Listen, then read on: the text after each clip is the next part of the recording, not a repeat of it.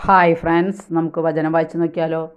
പരീക്ഷിക്കപ്പെട്ടപ്പോൾ അവൻ വിശ്വസ്തത തെളിയിച്ചു എന്നാണ് വിശ്വാസികളുടെ പിതാവായ അബ്രാഹത്തെക്കുറിച്ച് പ്രഭാഷകൻ്റെ പുസ്തകം പറയുന്നത്.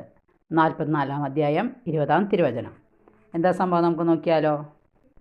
ദൈവം തരുന്ന സന്ദേശങ്ങൾ സ്വീകരിച്ചതുകൊണ്ട് മാത്രം നമ്മുടെ ജീവിതം അഭിവൃദ്ധി പ്രാപിക്കണമെന്നോ ശുശ്രൂഷകൾ വളരണമെന്നോ ഇല്ല. മറ്റുള്ളവരോട് അത് പങ്കുവയ്ക്കുകയും അപമാനകരമെന്ന് തോന്നിയാൽ പോലും അവയ്ക്ക് വേണ്ടി അധ്വാനിക്കുകയും ചെയ്യണം. ഏലിയായെ പോലെ പൊരിവെയിലിൽ ഇപ്പോൾ മഴ പെയ്യുമെന്ന് പറഞ്ഞ് തെരുവിലൂടെ ഓടുവാൻ തയ്യാറാകണം. പെയ്യുന്ന മഴയിൽ നാം നനഞ്ഞു പോകാതിരിക്കാൻ ദൈവം അല്പം താമസിച്ചെന്ന് വരും, പക്ഷേ മഴ പെയ്യുക തന്നെ ചെയ്യും. കാരണം അത് ദൈവം പറഞ്ഞിട്ടുള്ള കാര്യമാണ്. ദൈവം പറയുന്ന കാര്യങ്ങൾക്ക് വേണ്ടി അധ്വാനിക്കുന്നവരാണ് വിശ്വാസികൾ. ദൈവത്തിൻ്റെ സ്വപ്നങ്ങൾ യാഥാർത്ഥ്യമാകുന്നതിന് വേണ്ടി നമുക്ക് അധ്വാനിക്കുകയും സഹനങ്ങൾ ഏറ്റെടുക്കുകയും ചെയ്യാം. വചനം ഇഷ്ടപ്പെട്ടെങ്കിൽ ലൈക്ക് ചെയ്യുക. Okay, thank you, by.